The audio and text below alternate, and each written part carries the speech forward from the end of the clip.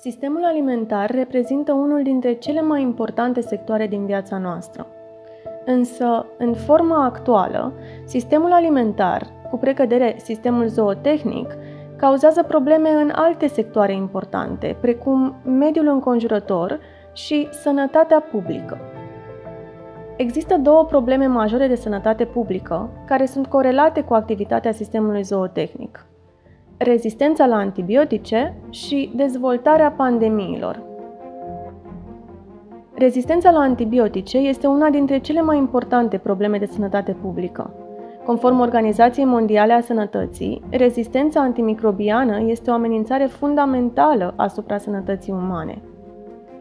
Potrivit experților din domeniu, numărul de bacterii rezistente la multiple antibiotice este în creștere, iar una dintre cauzele principale ale acestui fenomen este folosirea excesivă a antibioticelor în fermele de creștere a animalelor.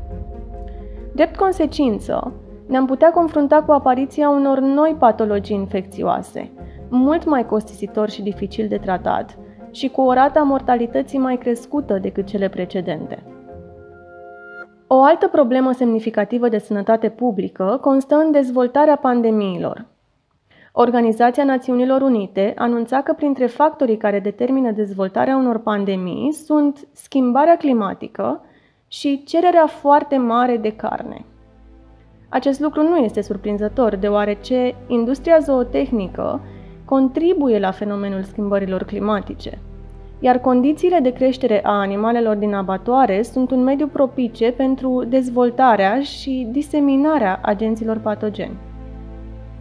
Gripa porcină sau gripa aviară sunt infecții contagioase care s-au transmis de la animale la oameni, denumite și zoonoze. Aproximativ 75% din toate bolile umane infecțioase emergente sunt zoonoze. Organizația Mondială a Sănătății arată că apariția zoonozelor este direct corelată cu creșterea interacțiunilor dintre oameni și animale, în special prin intermediul alimentației. Pe scurt, diferite animale sunt rezervoare pentru diferiți patogeni, iar prin consumul animalelor infectate cu anumite virusuri, oamenii se infectează la rândul lor. Astfel, odată cu creșterea consumului produselor de origine animală, crește și riscul unei viitoare pandemii zoonotice. Apariția zoonozelor este favorizată de o serie de activități umane care implică un contact direct între oameni și animale. Printre aceste tipuri de activități se numără distrugerea ecosistemelor și pierderea biodiversității, consumul de animale sălbatice și consumul animalelor domesticite. Vom vorbi pe rând despre fiecare dintre aceste activități. Sănătatea umană este direct legată de sănătatea planetei și a tuturor locuitorilor ei. Cu toate că experții din domeniul ecologiei promovează importanța ecosistemelor intacte, în continuare observăm o creștere a exploatării și distrugerii ecosistemelor, ceea ce înseamnă declinul biodiversității speciilor și habitatelor naturale ale animalelor. Iar un factor cheie al distrugerii ecosistemelor și biodiversității speciilor este agricultura zootehnică. În prezent, 70% din biomasa păsărilor de pe pământ se compune din păsări de fermă, pui, curcani și rațe.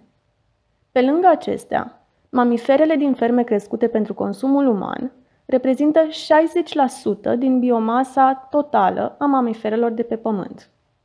Agricultura zootehnică degradează ecosistemul și prin faptul că implică utilizarea unor spații mari de teren. Pentru a satisface cererea tot mai mare de carne, industria agricolă defrișează păduri ca să ofere spațiu culturilor de furaje și pășuni necesare pentru hrana animalelor. În prezent, 70% din apa dulce și 50% din terenul locuibil sunt utilizate pentru culturi vegetale și creșterea de animale. Aproximativ 80% din terenurile agricole ale lumii sunt folosite pentru producția de carne, ouă și produse lactate. Creșterea accelerată a populației și a nivelului de prosperitate au dus la intensificarea masivă a agriculturii animale. La nivel global, peste 81 de miliarde de animale terestre sunt sacrificate pentru hrană în fiecare an. Aceste cifre nu includ peștii. În acvacultură, Anual sunt ucise între 1 și 2,7 trilioane de ființe marine. În ciuda acestor condiții, se estimează că producția globală de carne, ouă, produse lactate și fructe de mare din instalațiile de producție intensivă va crește cu 15% până în 2028. Problema este că maximizarea productivității crește riscul patogenic. Pune în pericol speciile de animale din lume și diversitatea lor genetică, făcându-le mai puțin rezistente la schimbările de mediu și la agenții patogeni. Condițiile de creștere a animalelor din abatoare contribuie major la dezvoltarea și diseminarea agenților patogeni. În industria cărnii de pui, găinile sunt ținute în număr foarte mare, înghesuite în spații închise și neigienice, pline de dejecții. Prin descompunere, fecalele găinilor contaminează aerul cu un nivel ridicat de amoniac toxic, ceea ce afectează țesutul ocular și pulmonar al găinilor. Pe lângă modul în care sunt crescute, și modul în care găinile sunt transportate favorizează răspândirea patogenilor. Când au atins greutatea optimă pentru sacrificare, găinile sunt transportate în cuști, una peste alta, ceea ce amplifică răspândirea patogenilor din materia fecală în pielea și penele găinilor. În momentul în care găinile sunt ucise, materia fecală și agenții patogeni intestinali intră în contact cu carnea de pui. Situația condițiilor de creștere a animalelor este agravată de gestionarea defectuoasă a fecalelor, deșeurilor și a apei din unitățile de ferme intensive. Amploarea totală a producției acestor instalații face imposibilă reținerea în mod efectiv a agenților patogeni. Protocoalele de biosecuritate existente nu pot face nimic pentru a schimba acest lucru, atunci când, desigur, acestea sunt în vigoare. Gestionarea defectuoasă a deșeurilor și a apei din abatoare afectează nu numai animalele din acele unități, ci și pe cele aflate în imediată apropiere, adică pe cele din exterior. De asemenea, condițiile de creștere a animalelor de fermă favorizează apariția și răspândirea patologiilor infecțioase prin faptul că determină niveluri ridicate de stres în rândul animalelor. Transportul animalelor vii este o formă de stres pentru acestea, la fel și condițiile de trai. Porcii sunt ținuți în boxe de fătare, unde nu au loc să se miște. Bunăstarea animalelor nu este doar o chestiune de etică a animalelor, ci este și o problemă de sănătate publică. Nivelul mare de stres degradează sănătatea animalelor și le face mai vulnerabile la dezvoltarea infecțiilor. La mai puțin de 100 de ani de la descoperirea penicilinei, lumea se află în pragul unei ere post-antibiotice, adică o perioadă în care ne confruntăm cu tulpini de bacterii multirezistente. Națiunile Unite au declarat că rezistența la antimicrobiene este un risc pentru sănătatea globală și au subliniat că, în curând, decesele cauzate de rezistența antimicrobiană ar putea depăși decesele anuale cauzate de cancer.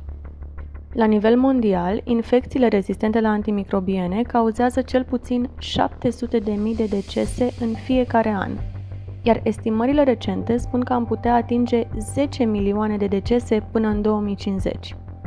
Multe microorganisme care au dezvoltat rezistență la antimicrobiene sunt implicate și în bolile transmise prin alimente. Acestea includ Salmonella, Clostridium și Listeria. Toate pot fi transmise prin intermediul cărnii sau al produselor de origine animală, produse lactate și ouă. Organizația Mondială a Sănătății a estimat că, în 2010, alimentele contaminate au cauzat 600 de milioane de cazuri de boală și peste 400.000 de decese. Problema majoră este că 76% dintre antibioticele utilizate în mod obișnuit în zootehnie și acvacultură sunt folosite și în medicina umană. Folosirea acelorași antibiotice la animale duce la scăderea eficacității antibioticelor în rândul oamenilor. Sistemul zootehnic folosește antibiotice pentru a menține animalele în viață până la momentul sacrificării, pentru a preveni infecții, dar și pentru a accelera creșterea animalelor. Toate acestea se întâmplă pentru a produce carne și produse de origine animală cât mai ieftine și în cantități cât mai mari. Organizația Mondială a Sănătății susține că obezitatea este o epidemie globală și una dintre cele mai vizibile probleme de sănătate publică din prezent, deși extrem de neglijată. La fel ca alte patologii care pun presiune asupra organismului, obezitatea este corelată pozitiv cu riscul de a dezvolta infecții. Datele din 274 de regiuni din SUA arată că comunitățile cu o prevalență mai mare a obezității au mai multe șanse de a dezvolta gripă și de a fi spitalizați. În mod similar, persoanele cu un consum mai mic de fructe și legume au avut tendința de a avea rate mai mari de spitalizare legate de gripă. În plus, în timpul pandemiei de gripă porcină AH1N1 din 2009, obezitatea a fost un factor de risc pentru spitalizare și deces. Studiile care urmăresc legătura dintre stilul de viață, dietă și dezvoltarea unor patologii arată că un consum crescut al alimentelor de origine animală este asociat cu un indice de masă corporală mai crescut. O alimentație în care introducem cantități mari de legume și fructe ne ajută să ne menținem greutatea normală, iar explicația este că ne simțim mai repede sătui atunci când mâncăm cantități mari de alimente care au un număr scăzut de calorii, dar care își măresc volumul. O altă problemă legată de obezitate este răspândirea cazurilor de diabet de tip 2, obezitatea fiind factorul cel mai cunoscut care predispune la această afecțiune. Apariția diabetului de tip 2 crește la nivelul populațiilor care consumă mai multe grăsimi saturate, grăsimi animale și proteine animale. În schimb, apariția diabetului scade spectaculos în urma consumului de fibre și grăsimi vegetale. Controlul atent și sistematic al nivelului glicemiei reduce riscul de complicații cauzate de diabet. Mai mult, tinerii supraponderali tind să se confrunte cu o mulțime de probleme medicale. Ei au deseori un nivel ridicat al colesterolului, semnal de alarmă pentru multe boli fatale. Probabilitatea ca ei să prezinte intoleranță la glucoză este mult mai mare, motiv pentru care sunt dispuși către diabet. Copiii obezi prezintă o predispoziție de 9 ori mai mare de a face hipertensiune arterială. Apnea din timpul somnului se întâlnește la 1 din 10 copii obezi, iar problemele legate de oase sunt și ele foarte frecvente în rândul acestor copii. Cea mai bună soluție pentru a slăbi este adoptarea unei alimentații preponderent vegetale, bazată pe alimente integrale și asociată cu mișcare fizică. Această soluție reprezintă o schimbare a stilului de viață pe termen lung și nu doar o încercare de reducere rapidă a greutății corporale printr-o anumită dietă. Avem dovezi mai vechi de 100 de ani care confirmă că proteinele de origine animală, inclusiv laptele, slăbesc sănătatea oaselor. Una dintre primele explicații care au pornit de la premisa că proteinele de origine animală produc o aciditate metabolică în exces, datează din anii 1880, fiind mai bine documentată prin anii 1920. De asemenea, se știe de multă vreme că, spre deosebire de proteinele vegetale, proteinele de origine animală contribuie în mai mare măsură la încărcarea cu săruri acide a organismului, ceea ce duce la acidifierea sângelui și a țesuturilor.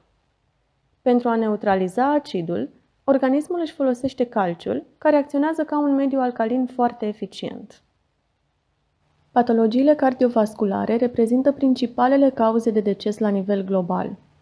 Un studiu din 2009 din SUA, care a inclus un număr impresionant de peste 500.000 de participanți, a arătat că există o corelație între consumul de produse de origine animală și riscul de a dezvolta patologii cardiovasculare. Afecțiunile cardiovasculare sunt, în esență, boli alimentare, apărute ca urmare a consumului exagerat de grăsimi saturate și trans, de proteine animale și de alimente procesate industrial și de un consum redus de alimente vegetale integrale. Bolile coronariene sunt aproape inexistente în societățile unde alimentația este preponderent vegetală, cu alimente integrale. Un alt aspect de luat în seamă sunt bolile autoimune. Anumite schimbări alimentare s-au dovedit a fi benefice pentru reducerea inflamației și a dozelor de medicamente. S-a dovedit, spre exemplu, a fi eficientă o alimentație densă nutritiv și din care să se elimine toate produsele de origine animală, toate alimentele procesate industrial și, după caz, produsele cu gluten. Consumul crescut de carne roșie este asociat cu numeroase tipuri de cancer. În 2015, Organizația Mondială a Sănătății a clasificat carnea roșie procesată drept cancerigen de grupa 1. Această clasificare înseamnă că există suficiente dovezi din studiile epidemiologice care arată că alimente precum cârnații și șunca pot cauza cancer. În plus, carnea roșie a fost clasificată drept cancerigen din grupa 2A, ceea ce înseamnă că alimente precum carnea de vită, vițel și porc sunt susceptibile de a provoca anumite tipuri de cancer. O lucrare științifică prezentată în anul 2001 la Harvard este cât se poate de concludentă în ceea ce privește cancerul de prostată. Consumul de produse lactate este una dintre cele mai sigure predicții pentru cancerul la prostată din literatura publicată, iar cei care consumă preponderent produse lactate au un risc de dezvoltare a cancerului de prostată de până la 4 ori mai mare. Cei de la Academia de Nutriție și Dietetică susțin următoarele. Dietele vegetariene bine planificate, inclusiv cele vegane, sunt sănătoase, adecvate din punct de vedere nutritiv și chiar pot aduce beneficii sănătății, prevenind și tratând anumite boli. Aceste diete sunt adecvate tuturor etapelor ciclului de viață: sarcină, lactație, pruncie, copilărie, adolescență, bătrânețe, inclusiv atleților. În ciuda restricțiilor, excluderea produselor de origine animală cu o bună planificare este posibil să obțină toate substanțele nutritive necesare sănătății în cadrul unei diete vegane. O dietă bazată pe plante conține alimente care provin din plante cu puține sau fără ingrediente care provin de la animale. Acestea includ legume, cereale integrale, leguminoase, nuci, semințe și fructe. Dietele pe bază de plante bogate în fasole, nuci, semințe, fructe și legume, cereale integrale, cum ar fi ovăz, orz și quinoa, și alimente minim procesate, pot furniza toți nutrienții necesari pentru o sănătate bună. Necesarul de proteine se poate satisface ușor din alimente vegetale bogate în proteine. Acestea includ linte, fasole, năut, orez, quinoa, semințe, nuci, unt de nuci, ca spre exemplu untul de arahide, și tofu. Înlocuitorii de carne, cum ar fi burgerii de soia și cârnații de soia, mazărea, microproteinele din ciuperci și seitan, sunt surse de proteine de înaltă calitate ce pot fi utile celor care se adaptează la o dietă pe bază de plante. Necesarul de omega-3 îl putem obține consumând semințe de chia, semințe de susan, de in sau de dovleac, spanac, avocado sau nuci. Organismul uman are capacitatea să transforme grăsimile găsite în aceste alimente în acizi grași omega-3 cu lanț lung. Și uleiul de cânepă și cel de in sau de rapiță sunt o sursă de omega-3.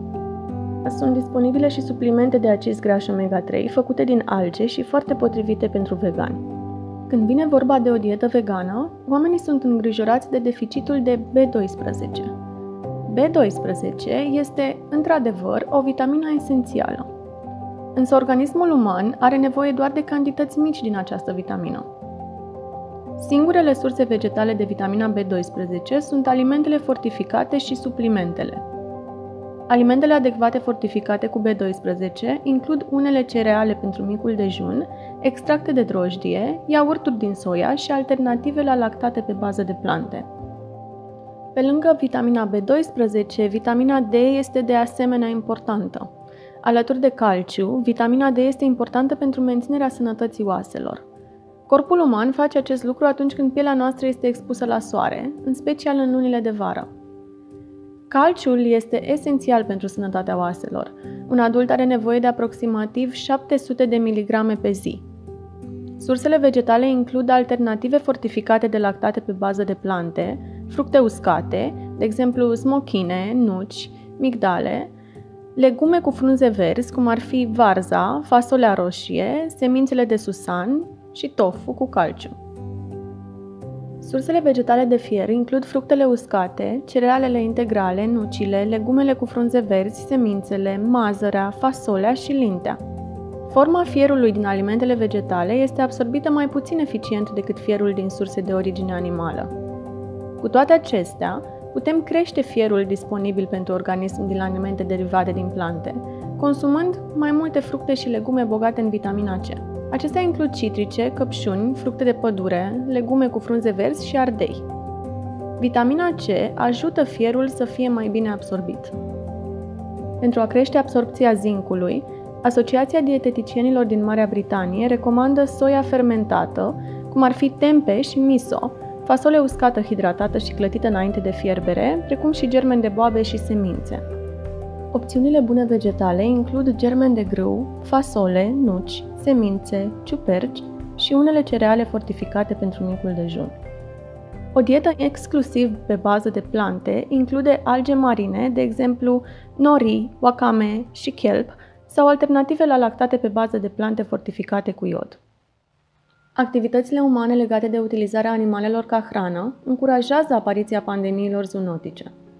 Dintre aceste activități, creșterea intensivă a animalelor joacă un rol cheie în dezvoltarea pandemiilor zoonotice.